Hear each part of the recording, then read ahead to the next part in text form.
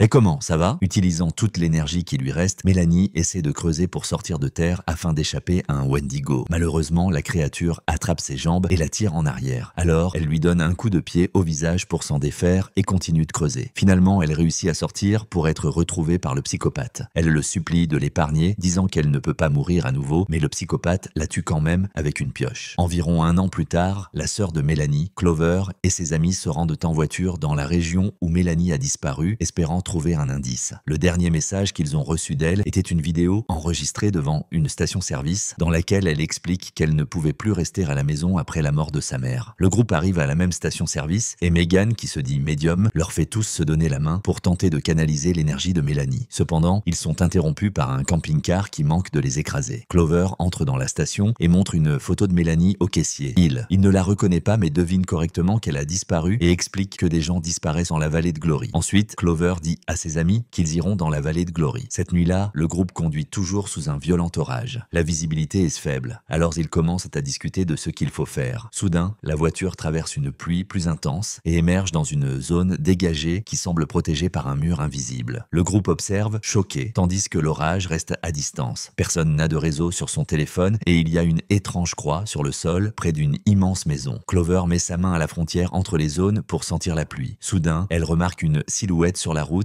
et pense que c'est sa sœur, alors elle court après elle. Son ex-petit ami Max la voit sortir et s'inquiète, car il commence aussi à faire sombre dans la zone dégagée. Il atteint alors la pluie pour la tirer en arrière. La silhouette sur la route a disparu. Le reste du groupe est à l'intérieur de la maison en train d'explorer. Il y a beaucoup de choses étranges, comme un calendrier de 1918, un grand sablier et des pioches accrochées au mur. L'électricité fonctionne toujours, mais pas l'eau. Nina signe son nom dans le livre d'or. Elle regarde les autres pages et découvre que de nombreuses personnes, y compris Mélanie, ont signé leur nom plusieurs fois. Mais l'écriture empirait à chaque signature. Puis le petit ami de Nina, Abby, trouve un tableau avec plusieurs prospectus. En retirant les publicités, il découvre plusieurs avis de recherche pour des personnes disparues, y compris Mélanie. Cependant, aucun des avis ne contient d'informations. Quand Clover entre, elle voit que le livre d'or s'appelle Vallée de Glory et pense que cela confirme que la silhouette qu'elle a vue était sa sœur. Nina remarque que le sablier a été retourné, mais tout le monde nie l'avoir touché. À ce moment, ils entendent un bruit. Ils regardent par la fenêtre et découvrent que la voiture a disparu. Ils se précipitent dehors et la trouvent sous la pluie, les phares allumés. Mais alors qu'ils s'approchent, la voiture menace de les écraser, alors ils retournent tous en courant à l'intérieur. Megan, Max et Clover décident d'aller voir le sous-sol, une grande pièce à vivre. Il y a des égratignures sur les fenêtres et Max remarque qu'il ne devrait pas y avoir de fenêtres sous terre. Ils trouvent ensuite un téléphone, une radio, mais aucun ne fonctionne. À l'étage, Abby entend un bruit et va voir. Soudain, une lumière s'éteint et Nina appelle Abby qui ne répond pas. Elle part à sa recherche et en allumant la lumière, elle découvre avec horreur que l'assassin l'a coupée en deux. Nina crie et les autres l'entendent. Max propose alors d'aller vérifier. Il regarde attentivement et voit l'assassin fixer Nina, qui a été tuée avec une pioche. Quand l'assassin se retourne, Max retourne en courant et prévient les filles de se cacher. Bientôt, l'assassin descend aussi et Max le frappe par derrière avec une chaise, mais cela ne l'affecte pas. Ensuite, Max essaie de le frapper avec un morceau de la chaise, mais l'assassin prend l'arme et transperce la tête de Max par l'œil. Pendant que l'assassin cherche d'autres victimes, Clover se déplace prudemment dans une autre pièce pour prendre un couteau. Ensuite, l'assassin défonce la porte du placard et en sort Megan. Il la jette contre le mur avant de lui fracasser la tête à plusieurs reprises sur le sol. Clover saisit l'occasion et le poignarde dans le dos, mais une fois de plus, l'assassin n'est pas ébranlé. Désespérée, Clover commence à fuir et voit les corps sur son chemin. Quand elle atteint la forêt, elle trébuche et tombe. L'étrange silhouette apparaît à proximité et Clover essaie de l'atteindre, mais l'assassin la tue avec la pioche. À ce moment, le sablier se retourne et les 5 amis réapparaissent dans la maison à l'instant où ils ont commencé à enquêter. Tous se souviennent d'avoir été tués et leurs photos font maintenant partie de la collection d'avis de recherche. Megan dit qu'elle sent que quelque chose a pris possession d'eux, alors ils commencent à discuter de ce qu'il faut faire, mais ils sont interrompus par des lumières clignotantes et la porte d'entrée qui claque. Abby va la fermer, mais elle se rouvre, alors il la bloque avec des objets. Se sentant mal, Megan s'assoit, explique que cette nuit est différente. Soudain, son corps commence à se tordre de manière effrayante et ses yeux deviennent blancs, tandis qu'elle rejette la tête en arrière et crie. Le son si douloureux que le groupe doit se boucher les oreilles et les ampoules éclatent, plongeant la pièce dans l'obscurité. Les amis allument les lampes de poche de leur téléphone et découvrent que Megan a disparu. Ensuite, ils entendent une voix murmurer et la suivent. Ils trouvent Megan flottant en transe devant les avis de recherche. Elle commence à pointer chaque avis de recherche et canalise les voix des victimes, répétant ce qu'elles ont dit avant de mourir. Après avoir crié à nouveau, elle dit à ses amis de ne pas les laisser entrer avant que son cou ne se brise et qu'elle ne tombe morte. porte. Max veut vérifier comment elle va, mais on lui conseille de ne pas la toucher, de peur que la possession ne passe à un autre corps. Bientôt, quelqu'un commence à frapper à la porte, mais il regarde par la fenêtre et ne voit personne. Les coups continuent et le groupe est choqué d'entendre la voix de Mélanie demander de l'aide. Clover veut ouvrir la porte, mais Abby l'en empêche, se souvenant de l'avertissement de Megan. Mélanie crie alors que d'autres bruits indiquent qu'elle est attaquée. Max retire alors les objets qui bloquaient la porte. Maintenant, Clover peut sortir en courant, mais elle ne trouve personne. De l'autre côté de la route, une vieille cabane est apparue avec un message sur la porte insultant la vallée de Glory. Soudain, une force invisible jette Clover au sol, et quand Max essaie de l'aider, il est repoussé à l'intérieur de la maison avant que la porte ne se ferme. La cabane s'ouvre et la force traîne Clover sur le sol jusqu'à la laisser à l'entrée. Un instant, elle pense que tout va bien, mais elle est alors tirée à l'intérieur et la porte se ferme ainsi que celle de la maison principale. Max continue d'essayer d'ouvrir la porte sans succès quand un bruit indique que la clé a finalement fonctionné. Max veut sortir en courant, mais on l'en empêche en lui disant que Clover est probablement déjà morte et qu'il devrait fuir pour chercher de l'aide. Nina est d'accord avec lui, mais Max les ignore et sort de la maison. Dans la cabane, Clover trouve plusieurs clés de poupées effrayantes et une vieille dame portant un masque à oxygène. Elle regarde les informations qui parlent d'un accident dans une mine de la vallée de Glory. Clover essaie d'ouvrir la porte mais n'y arrive pas et la dame s'approche, disant que la seule issue est de survivre à la nuit ou d'en faire partie. Ensuite, elle jette Clover au sol et la force à respirer dans le masque, disant qu'elle doit souffrir comme la ville maudite. Les yeux de Clover deviennent noirs et la dame se transforme en cendre. Quand Max arrive à la cabane, la porte s'ouvre, elle entre. Abby et Nina courent vers la voiture et tentent de quitter la zone dégagée. Ils sont choqués de trouver une créature géante bloquant la route. Ils sont alors forcés de faire demi-tour. La porte de Nina est verrouillée et elle ne peut pas sortir. Quand elle se retourne, elle voit qu'Abby est mort et que l'assassin la poursuit. De retour à Max, il trouve la cabane vide. La télévision ne montre que de la statique et des papiers sur la table ont des dessins de monstres. Soudain, il entend un bruit à l'étage. Il monte donc les escaliers et entre dans une pièce remplie de poupées effrayantes et d'un fauteuil à bascule qui bouge tout seul. Il l'arrête et essaie de partir, mais le son recommence et une poupée de clown apparaît sur le fauteuil. Max prend la poupée et la jette contre le mur. Il est alors effrayé par une présence derrière lui et se rend compte que c'est Clover portant un masque. Elle le frappe à mort avant de sortir de la cabane. Cependant, l'assassin la percute avec la voiture d'Abby. Quand elle meurt, ses yeux redeviennent normaux. Au même instant, le sablier se retourne à nouveau et tout le monde réapparaît à sa place d'origine. Nina signe le livre d'or pour la 3e fois et Megan commence à perdre ses cheveux. Dehors, un château d'eau est apparu. Après avoir bloqué les portes avec des meubles, les amis se cachent dans la salle de bain. Abby remplit un verre avec l'eau du robinet et Megan est surprise car la première fois, l'eau ne fonctionnait pas. Tous boivent en écoutant l'histoire de Clover, concluant que la femme est une sorcière et se demandant ce que ces mots signifient. Puis, il ouvre la bouche, crache du sang, essuie sa main sur le rideau de douche pour le cacher. Cependant, sa toux s'aggrave jusqu'à ce que son corps explose. Du sang et des viscères tombent sur le visage de Nina, qui court vers le lavabo pour se laver, mais son corps explose également. Clover, Max et Megan paniquent et retournent en courant dans le couloir où Megan se met à tousser aussi. Sa jambe explose et la fait tomber avant que son ventre ne commence à enfler. Après quelques secondes de croissance, elle explose également. Megan essaie encore de bouger avant qu'une autre explosion ne la tue. Ne voulant pas mourir de cette façon, Clover implore la pitié de Max. Il met ses mains sur son cou mais ne peut pas le faire et finit par exploser aussi. Clover tombe au sol en entendant un sifflement et choqué de voir Rio entrer dans la pièce. Il dit qu'elle ne survivra pas en restant simplement là, puis elle explose aussi. Le sablier redémarre et tout le monde revient à la vie. Tandis que Megan remarque que de nouvelles dents lui poussent, les autres cherchent des indices dans la maison. Clover trouve une boîte avec des dossiers médicaux et divers documents d'identité qui révèlent que Rio a travaillé dans des dizaines d'hôpitaux en tant que psychiatre. Il y a aussi un journal avec un article sur une catastrophe minière dans la région survenue il y a 20 ans. Plus de 1000 personnes sont mortes et le docteur Rio a été appelé pour travailler avec les survivants. Toute la ville a été engloutie par la terre, ce qui explique l'absence d'autres maisons dans la région et l'existence de fenêtres au sous-sol. Cet étage était autrefois au-dessus du sol. Nina ouvre une des portes du sous-sol et trouve un tunnel effrayant. Elle la referme alors. Ensuite, Max trouve de vieilles cassettes VHS et les met dans la télévision. La première est un film pour adultes, mais la suivante montre les expériences de Rio à la clinique. Ces patients étaient fatigués de mourir et leur corps en souffrait, présentant une perte de cheveux. Un des patients est mort tandis qu'un autre est devenu fou au point de manger son ami. Finalement, il s'est transformé en Wendigo. La voix de Rio explique que son patient le plus durable a survécu pendant 11 nuits. À ce moment, Rio parla au groupe par la radio, disant que 4 peuvent partir si le 5e meurt. Il pense qu'il devrait l'écouter, mais les autres sont horrifiés. Megan dit qu'elle sent quelque chose et pointe vers un tiroir où Clover trouve une carte. Elle montre l'une des cliniques clinique où il travaillait et Clover en déduit qu'il s'y cache. Mais Abby rappelle qu'il n'y a plus de bâtiment debout. Clover appelle Rio à la radio et dit qu'elle veut le trouver. Il affirme alors l'attendre dans la forêt avec Mélanie. Désespérée, Clover sort en courant de la maison et ignore Max et les filles quand ils l'avertissent que cela pourrait être un piège. D'un autre côté, Abby pense qu'elle a fait ce qu'il fallait, car une personne morte vaut mieux que 5. Dégoûtée par cette attitude, Nina le poignarde dans le dos et dit aux autres d'aller chercher Clover.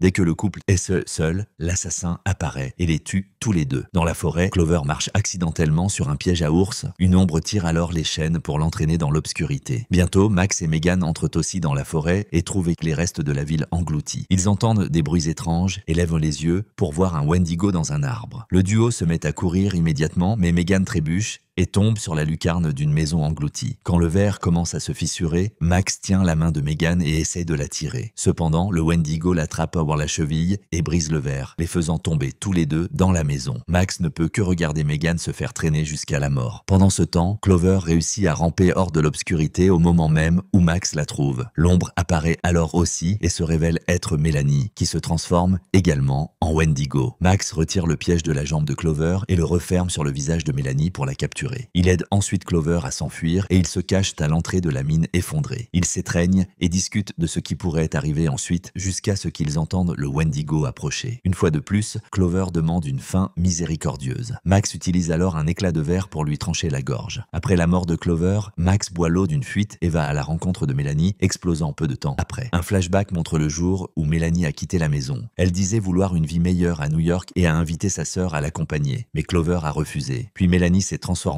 en Wendigo, car tout cela n'était en fait qu'un cauchemar. Clover se réveille et se retrouve à nouveau dans la maison avec les autres, sauf Megan. Cette fois, ils sont dans le salon au lieu de leurs endroits habituels. Abby sent quelque chose d'étrange dans son dos et lève sa chemise, révélant que son corps est déjà en train de se transformer. Cependant, les amis disent qu'il n'y a rien. Quand Clover demande depuis combien de nuits ils sont là, Abby répond environ 4, mais Nina le corrige et montre le livre. Sa signature y figure 13 fois. Clover compare avec les autres signatures et note que personne n'est resté plus longtemps qu'elle. Cela signifie que cette nuit est leur dernière chance. En regardant par la fenêtre, ils découvrent que d'autres bâtiments sont apparus à l'extérieur. Le groupe ne parvient pas à trouver Megan et Abby théorisent qu'elle est devenue une partie de la nuit, comme l'a dit la sorcière. Il ne comprend pas pourquoi ils ne peuvent pas se souvenir de certaines nuits, alors il montre qu'il a tout enregistré avec son téléphone. Une vidéo montre Clover avec un verre sur la joue et son visage s'infectant. Dans une autre vidéo, ils sont tués par un fantôme masqué dans le couloir. Dans la suivante, ils trouvent de la chaufferie où un Wendigo a tenté de les attaquer et a été poignardé à mort. Après une scène de Nina avec les yeux en sang, un enregistrement de Rio examinant les corps apparaît. Quand il part, Megan apparaît à la caméra comme la seule survivante de la 12e nuit. Elle dit qu'elle trouverait quelque chose pour les aider et la vidéo se termine avec elle quittant la maison. À ce moment, une sirène se met à retentir et le groupe regarde par la fenêtre. Il voit tous les ennemis arriver en même temps. Comme la fuite n'a pas fonctionné, Clover prend une pioche et déclare qu'elle va se battre pour sauver Megan, inspirant les autres à l'aider. Ils sortent par le tunnel du sous-sol et trouvent une maison engloutie par laquelle ils entrent par la fenêtre. Un Wendigo est dans une autre pièce et le groupe essaie de rester silencieux, mais la créature les trouve quand même et attaque immédiatement. Quand il renverse Nina au sol, Clover lui plante la pioche dans la jambe pour l'immobiliser. Le groupe se met alors à courir alors que d'autres arrivent, attirés par le bruit. Après avoir traversé plusieurs pièces, les amis entrent dans un tunnel de mine et le traversent jusqu'à trouver une autre maison engloutie qu'ils accèdent par la porte du garage. Malheureusement, l'assassin apparaît sur la lucarne et la brise pour sauter à l'intérieur. Max jette des objets sur lui pour le distraire, permettant à Clover de s'enfuir seul. Dans une zone ouverte des mines, Clover trouve Mélanie qui renverse immédiatement sa sœur. Clover essaie de monter les escaliers, mais Mélanie l'attrape et la fait tomber. Levant les mains en signe de paix, Clover utilise des mots doux pour essayer de toucher sa sœur sans succès. Elle la renverse alors et la fait tomber sur un pieu qui la tue finalement. Avant de partir, Clover dit à Mélanie qu'elle l'aime. Pendant ce temps, les autres travaillent ensemble pour affronter l'assassin, utilisant divers objets pour le faire tomber. Quand il tombe, enfin les amis soulèvent ensemble un énorme marteau et lui écrasent la tête pour le tuer. Malheureusement, ils entendent les Wendigo approcher et sont obligés de fuir. De retour à Clover, elle continue de fouiller les mines, s'arrêtant seulement pour se cacher quand l'un d'eux s'approche trop près. Elle trouve enfin la clinique et suit les cris de Megan. Elle est attachée à une chaise et un Wendigo enragé est enchaîné au mur à côté. Désespérée, Clover cherche les clés dans d'autres pièces jusqu'à ce qu'elle arrive au bureau où elle trouve son propre dossier médical sur la table et des caméras de sécurité qui enregistrent toute la zone. Soudain, Rio entre et verrouille la porte. Tout en buvant son café, Rio explique que la vallée de Glory utilise la terreur de Clover comme une batterie pour faire fonctionner le tout et que les monstres sont des manifestations de ses propres peurs. Quand il pose sa tasse sur la table, Clover attend qu'il se retourne et la déplace discrètement sous une fuite du plafond. Peu après, Rio boit plus de café et finit par exploser. Maintenant, Clover peut prendre les clés de Rio et court pour secourir Megan. Le Wendigo se libère enfin du mur, mais les filles travaillent ensemble pour pousser la porte et la verrouiller avant qu'il ne les atteigne. Les deux moitiés du groupe courent aussi vite qu'elles le peuvent. Tandis que les Wendigo les poursuivent, le groupe de Nina monte les escaliers et réussit à sortir. Cependant, Clover et Megan doivent creuser comme Mélanie et émergent sous la croix. Les Wendigo tentent de les tirer en arrière, mais les autres arrivent à temps pour les aider à s'échapper. Le dernier grain de sable tombe dans le sablier, mais cette fois il ne redémarre pas. L'orage disparaît à l'extérieur et la zone revient à la normale. Les amis montent alors dans la voiture pour enfin partir. Quelque temps plus tard, un nouveau groupe de personnes arrive et le sifflement de Rio peut être entendu. Ainsi se termine Until Dawn, film d'horreur et de drame de 2025. Et je vous attends dans la prochaine vidéo.